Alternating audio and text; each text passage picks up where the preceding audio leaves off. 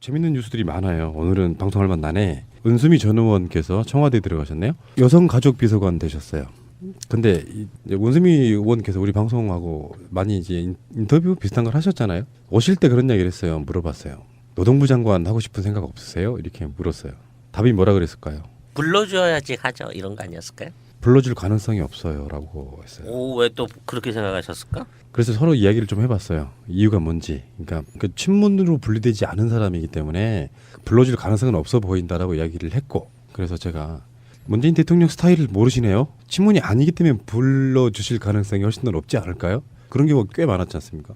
그게 실제로 노동부 장관의 그 하마평이랄까 굉장히 많은 분들의 추천이 있었는데 결국엔 청와대 들어가셨습니다. 근데 물론 이런 측면이 있습니다. 비서관이라고 하는 게 사실 급이 좀 낮은 거예요. 저번에 백원우 전 의원도 재선이나 되는데 비서관으로 갔지 않습니까? 민정비서관? 지금 원수미 의원 같은 경우도 비서관으로 가면 급이 좀 떨어지는 겁니다. 근데 개혁에 동참하고자 하는 물결들을 타고 내가 급이 좀 떨어져도 가서 일하겠다라고 본인 스스로가 예스, 오케이를 했기 때문에 지금 들어간 거라고 봐요. 장관 후보로도 언급된 바도 있잖아요. 지난해 테러 방지법을 놓고 그 필러버스터 때 10시간의 기록을 세우면서 우리 진보 진영의 아이콘으로도 뜨기도 하셨는데요.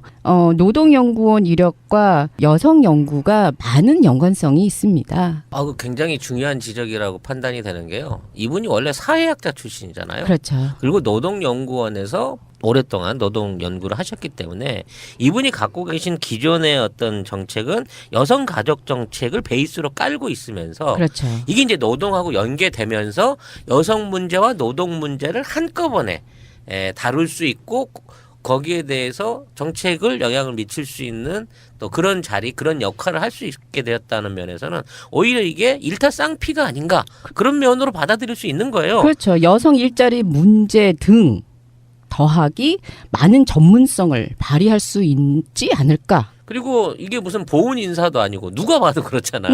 이게 무슨 어떤 권력에 연관돼 있어서 내린 낙하산도 아닌 거고 진짜 가장 제대로 된 실력자가 좋은 위치에 간 거잖아요.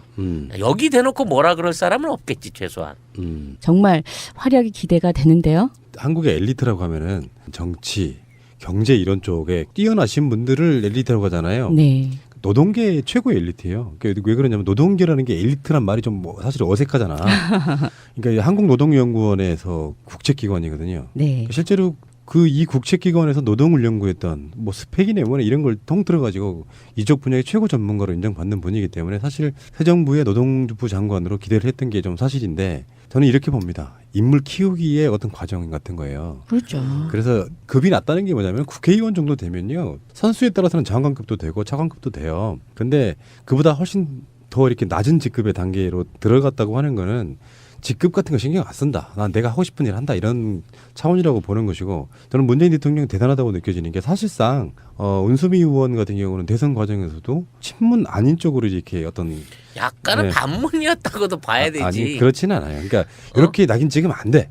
아니 왜냐하면 페미니즘 정책이라든지 뭐 여러 가지 부분에서 좀 쓴소리 를 했던 부분은 분명히 있어요. 그건 우리 쪽에 워낙 전문가가 있어서 기억을 하는데 아무튼 그럼에도 이분의 능력과 경력 그리고 앞으로의 가능성을 보고 능력을 발휘할 수 있는 그렇죠. 기회를 줬다는 면에서 야 이분의 인재풀은 정말 끝이 없구나 하는 생각을 하게 되네. 그런데 정말 효과적인 리더가 되려면 싫든 좋든 나에게 쓴소리를 할 수 있는 용기가 있는 사람이 필요하잖아요, 주변에. 그런데 아까 그 훈아님이 말씀하셨듯이 이 엘리트는 은수미 엘리트는 노동연구원 부연구위원이었었고 국회 환경노동위원회 노동정책 자문위원 등을 걸친 사람이라서 뭐 정치도 알고 노동계도 알고 여성도 알고 정말 일타 몇 피가 될지. 그거 아십니까? 은수미 전 의원이 김민석 원장이랑 동기 동창이에요. 네. 서울대. 그런 인맥이 있고요. 그러면서 저는 그런 거 봐요. 뭐 은수미 의원은 은수미 의원 나름대로 그 분야의 최고의 전문가니까 뭐 저는 이견은 별로 없고요. 이런 것들이 이제 같이 엮이면서 나는 문재인 대통령의 리더십을 보는데 사람 알고 보면 있잖아요. 나이 뭐 30 먹으나 40 먹으나 50 먹으나 60 먹으나 사람 감정은 똑같아요. 그러니까 친문 반문 이런 게 사실은 의미가 없어진 자리가 대통령이거든요. 오랜 시간 동안 그 그룹 내에서 같은 패밀리 비슷하게 가깝게 지낸 사람들이 무슨 의미가 있습니까? 예를 들어서 이번 대선 때도요. 뭐 기존에 친문 아니었던 분들이 열심히 뛰어서 문재인 대통령 만들잖아요. 그러면 친문 된 거예요. 원수미 의원 안 그랬습니까? 반문, 뭐 비문, 친문 이렇게 구분하는 것도 사실은 언론의 농간인 거고요. 그렇게 해서 이미지만 더 씌워지는 거지. 윤석열 전 의원도 성남에서 대선 선거운동 정말 열심히 했고, 근데 그 아까 말씀드린 것처럼 나는 친문이 아니니까 뭐 불러줄겠어요 라고 지나가는 말로 얘기를 했지만 문 대통령 스타일로 보면 불러줄 것 같은데요. 제 말이 그렇죠. 적중했잖아요. 네. 이게 우리 그 소위 말하는 진보 진영의 큰 문제 중에 하나로 보였었잖아요. 특히 대한민국 정치 환경에서는 인재풀이 너무나도 얕고 인재풀이 너무나도 그냥 뻔했었는데 근데 옆으로 이렇게 보면은 너무나도 훌륭한 인재들이 많은데 왜 이 사람들이 이렇게 썩고 있나라는 아쉬움이 너무 많았었잖아요. 그런데 이런 분들을 5년 키우고 10년 키우고 하면은 대한민국의 미래가 보이는 거예요. 아니에요? 그렇죠. 문 대통령 스타일이 내가 마음에 안 드는 사람, 나에 반대하는 사람 진심으로 받아주면 원래 친했던 사람들보다 훨씬 더 친해지거나 청성합니다. 그것을 너무나 정확히 아시는 분이라는 생각이 들고요. 알겠습니다. 은수미 전 의원님, 제가 개인적으로는 은 작가님이라고 불러요. 책도 많이 쓰셨거든요. 은 작가님 축하드리겠습니다. 청와대 가셔서 열심히 하시고 그 전까지는 그럼 우리 방송에 쉽게 못 뵙겠네요 앞으로는. 앞으로 이제 그 자리에 내려올 때까지 뵐 수가 없죠. 청와대 분들은 이런 그 인터뷰 같은 거 거의 안 하죠. 정권 초반이기도 하고요. 대한민국에 양보하겠습니다. 5년만. 예. 친구가 되겠다는 약속 반드시 지키겠습니다. 대통령인 제가 직접 챙기겠습니다. 기대할게. 방송은 오늘부터 시작돼서 이번 주에는 굉장히 많은 청문회가 열리고 있는데요. 방송은 오늘은 한승희 국세청장 후보자의 청문회가 열리고 있는데요. 여기서 지금 최순실 씨의 은닉재산 추적 관련해서 현재 세무조사가 진행 중이다 이렇게 밝혔습니다. 근데 그 전에 얼마 전에 재판에서 얘기가 나왔지 않습니까?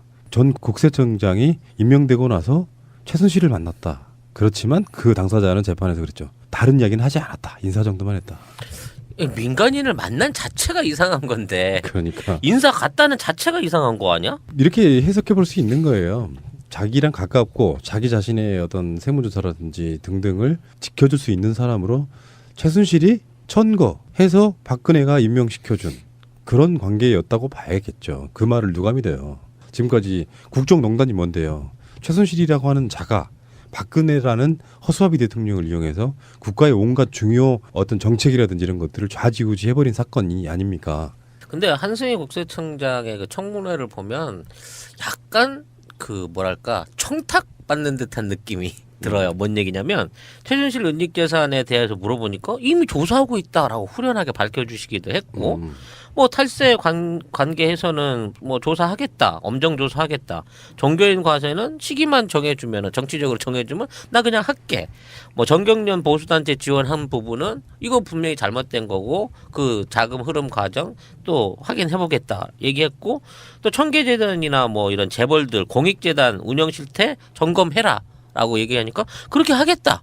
이게 뭐냐면 당신이 국세청장이 되면 그동안 이런 것들을 해주세요 하고 의원들이 당부를 하고 있어요. 이 사람을 뭐 어떻게 예전에 했던 것처럼 막 비리를 뒤집어 씌워갖고 낙마시키려고 하는 노력이 아니라 그러니까 이분 같은 경우는 뭐 충분히 지금 있는 그 청문회를 통과하실 분인 거고 또 드신 말씀 중에 얘기한 게 지금 추경 예산이 현재 세입 상태로 충분하리라고 보느냐라는 질문에서도 충분히 확보 가능할 것으로 본다라고 굉장히 국민들한테는 좀 뭔가 궁금증은 갖고 있었으나 누군가 확답 안 해준 거를 후련하게 얘기해주는 아주 사이다 같은 청문회를 지금 해주고 있는 거예요. 근데 질문 중에 이런 게 있었어요. 기업을 압박하는 수단으로 세무조사를 요구받게 되면 어떻게 하겠습니까? 라고 물었어요. 답은 원래 어떻게 해야 정상이에요? 공정하게 법대로 처리하겠다라고 바로 얘기한 그거지. 거잖아. 실제로 문재인 정부에서는 정치적 목적으로 세무조사를 하는 일은 없을 겁니다. 역사적으로 전통적으로 왜 국세청장이 그 사정기관 그러면서 권력기관이 들어갔냐면은 마음에 안 들면 털어버리면 그걸로 그 그룹이 끝장나는 것이 전통적인 관례였어요. 편법들이 동원되고 실제로 우리가 어떤 기업도 100% 세무신고를 제대로 할 거라고 믿는 사람은 없잖아요. 그러니까 뭔가 털면 무조건 나오게 돼 있는 게 한국 기업 문화 같은 거란 말이에요. 마음에 안 들어 무슨 그룹이. 그러면 왜 전두환이 대표적으로 국제그룹 날리는 방식으로 그 이후에도 그 방식으로 이렇게 기업들을 털어댔었는데 거기에 대해서 그렇게 할 거냐고 물으면 국세청장 후보자가 그러면 뭐 때에 따라서는 정치적으로도 쓸 수 있죠. 이렇게 할 수는 없는 거예요. 근데 이분이 그 말씀하신 거 보면 시원시원해요. 종교인 과세 시기만 정해주시면은 뭐 하겠습니다. 그리고 이제 정경련 보수단체 지원은 그거 잘못했지. 그건 세금을 팍 매겨야지라고 그냥 명쾌하게 해서 이 질문을 던지신 분들도 후련하지 않았을까? 좀 불만은 있어. 뭐가? 은닉 재산이 200억 정도래. 누가? 순실이 거 부동산 뭐 이런 거 현재까지 밝혀진 게. 예. 그리고 한 1,200억 이상의 최씨 일가 자산이 있고 박정희와 관련된 400개 해외 페이퍼 컴퍼니까지 조사를 했대. 내가 생각해도 공이 2개가 부족해. 아직은. 아유, 그러면은 지금 여 청문회 나와가지고 아직 조사도 끝나지 않은 걸 그런가? 가지고 꼬다리인가? 이거 아니, 땡기면 계속 오나? 스위스까지 갔다 왔는데 스위스 다녀오고 뭐 어떻게 해서 다녀오셨죠? 네, 거기 가가지고 이래 저래 박정희 거 보고 왔습니다라고 하겠습니까? 탈탈탈 털어낼 수 있는. 그동안 국세청 직원들 한 몇 년 동안 너무 놀았잖아. 너무 쉬웠어. 한 8년 푹 쉬었잖아. 이제 한번 이 밀린 체력이 과로사까지는 안 바래. 그냥 몸살 날 때까지 한번 조져보는. 네, 8년 전에 입사하신 분들은 원래 이렇구나라고 생각하셨는데 아닙니다. 국세청도 일하는 부서였었습니다. 근데 정치적이지 않으면 당연히 좋겠죠. 근데 국세청 자체가 100% 정치적이지 않기는 힘들어요. 문재인 정부에는 그럴 일이 사실 없을 거라고 생각이 저는 믿고요. 당연히 그렇게 될 거라고 믿지만 실제로 웬만한 기업들은 전 정권들과의 그런 요착 관계가 있고요. 그런 것들이 세무조사를 눈 감아주는 무마하는 방식으로 정해졌는데 그거를 나중에 예를 들어서 정권이 바뀌고 조금 시간이 지나면 그런 것들이 또 터져나올 게 있어요. 그러면 그 상황에서 그러면 저 그룹 세무조사 해야 된다라고 여론적인 분위기가 만들어지면 국세청 입장에서는 안 할 수가 없잖아요. 그러면 정치적 반대파들 쪽에서는 정치적인 세무조사라고 이야기를 하거든요. 100% 비정치적인 세무조사는 그 사실상 불가능하다고 보는데 어쨌건 저는 한승희 후보자는 그 이 스타일이나 이런 걸 보면 떡 부러지고 야무지게 잘할 거라는 생각이 좀 들어서 일단 믿음이 갑니다. 이 맥락에 저는 이번에 개혁을 하면서 정말 어느 부처가 됐든 국민만 바라보고 할 수 있는 그 권위를 줬으면 좋겠어요. 시야 자체를 누가 지금 직권을 잡고 있는지가 아니고 공무원은 국민을 바라보고 일을 해야 되는 거잖아요. 이것은 김상조 위원장과 같이 그 환상의 투톱을 이뤄가지고 이분이 원래 지능적 탈세와 역의 탈세 조사 전문가래요. 기업들 단속하는 과정 중에 조사해서 여기에 나가 있는 보고 싶은 우리 신비님이 그토록 반하던 1,700조에 달하는 해외 자산들. 그중에 절반만 땡겨와도 어디야. 전문성을 발휘할 수 있지 않을까. 그리고 이게 무슨 보훈 인사도 아니고 누가 봐도 그렇잖아. 이게 무슨 어떤 권력에 연관돼 있어서 내린 낙하산도 아닌 거고 진짜 가장 제대로 된 실력자가 좋은 위치에 간 거잖아요. 여기 대놓고 뭐라 그럴 사람은 없겠지 최소한. 정말 활약이 기대가 되는데요. 한국의 엘리트라고 하면은 정치, 경제 이런 쪽에 뛰어나신 분들을 엘리트라고 하잖아요. 네. 노동계 최고의 엘리트예요. 왜 그러냐면 노동계라는 게 엘리트란 말이 좀 사실 어색하잖아. 그러니까 한국노동연구원에서 국책기관이거든요. 네. 실제로 이 국책기관에서 노동을 연구했던 이력과 여성 연구가 많은 연관성이 있습니다. 그 굉장히 중요한 지적이라고 판단이 되는 게요. 이분이 원래 사회학자 출신이잖아요. 그렇죠. 그리고 노동연구원에서 오랫동안 노동 연구를 하셨기 때문에 이분이 갖고 계신 기존의 어떤 정책은 여성 가족 정책을 베이스로 깔고 있으면서 그렇죠. 이게 이제 노동하고 연계되면서 여성 문제와 노동 문제를 한꺼번에 다룰 수 있고 거기에 대해서 정책을 영향을 미칠 수 있는 또 그런 자리, 그런 역할을 할 수 있게 되었다는 면에서는 오히려 이게 일타쌍피가 아닌가 그런 면으로 받아들일 수 있는 거예요. 그렇죠. 여성 일자리 문제 등 더하기 많은 실제로 노동부 장관의 하마평이랄까 굉장히 많은 분들의 추천이 있었는데 결국엔 청와대 들어가셨습니다. 근데 물론 이런 측면이 있습니다. 비서관이라고 하는 게 사실 급이 좀 낮은 거예요. 저번에 백원우 전 의원도 재선이나 되는데 비서관으로 갔지 않습니까? 민정비서관. 지금 원수미 의원 같은 경우도 비서관으로 가면 급이 좀 떨어지는 겁니다. 근데 개혁에 동참하고자 하는 물결들을 타고 내가 급이 좀 떨어져도 가서 일하겠다라고 본인 스스로가 예스, 오케이를 했기 때문에 지금 들어간 거라고 봐요. 장관 후보로도 언급된 바 있잖아요. 지난해 테러 방지법을 놓고 그 필러버스터 때 10시간의 기록을 세우면서 우리 진보 진영의 아이콘으로도 뜨기도 하셨는데요. 노동연구원 재밌는 뉴스들이 많아요. 오늘은 방송할 만나네. 은수미 전 의원께서 청와대에 들어가셨네요. 여성가족비서관 되셨어요. 근데 이제 은수미 의원께서 우리 방송하고 많이 이제 인터뷰 비슷한 걸 하셨잖아요. 오실 때 그런 이야기를 했어요. 물어봤어요. 노동부 장관 하고 싶은 생각 없으세요? 이렇게 물었어요. 답이 뭐라 그랬을까요? 불러줘야지 하죠 이런 거 아니었을까요? 불러줄 가능성이 없어요라고 했어요. 오, 왜 또 그렇게 생각하셨을까? 그래서 서로 이야기를 좀 해봤어요. 이유가 뭔지. 그러니까 그 친문으로 분리되지 않은 사람이기 때문에 불러줄 가능성은 없어 보인다라고 이야기를 했고, 그래서 제가 문재인 대통령 스타일을 모르시네요. 친문이 아니기 때문에 불러주실 가능성이 훨씬 더 높지 않을까요? 그런 경우가 꽤 많았지 않습니까? 핵인의 의원은 이런 걸 통틀어가지고 이쪽 분야의 최고 전문가로 인정받는 분이기 때문에 사실 새 정부의 노동부 장관으로 기대를 했던 게 좀 사실인데, 저는 이렇게 봅니다. 인물 키우기의 어떤 과정 같은 거예요. 그렇죠. 그래서 급이 낮다는 게 뭐냐면 국회의원 정도 되면요, 선수에 따라서는 장관급도 되고 차관급도 돼요. 근데 그보다 훨씬 더 이렇게 낮은 직급의 단계로 들어갔다고 하는 거는 직급 같은 거 신경 안 쓴다. 난 내가 하고 싶은 일 한다. 이런 차원이라고 보는 것이고, 저는 문재인 대통령 대단하다고 느껴지는 게 사실상 은수미 의원 같은 경우는 대선 과정에서도 친문 아닌 쪽으로 이렇게 어떤 약간은 네. 반문이었다고도 봐야 되지. 아니 그렇지는 않아요. 그러니까 이렇게 낙인 찍으면 안 돼. 아니 왜냐하면 페미니즘 정책이라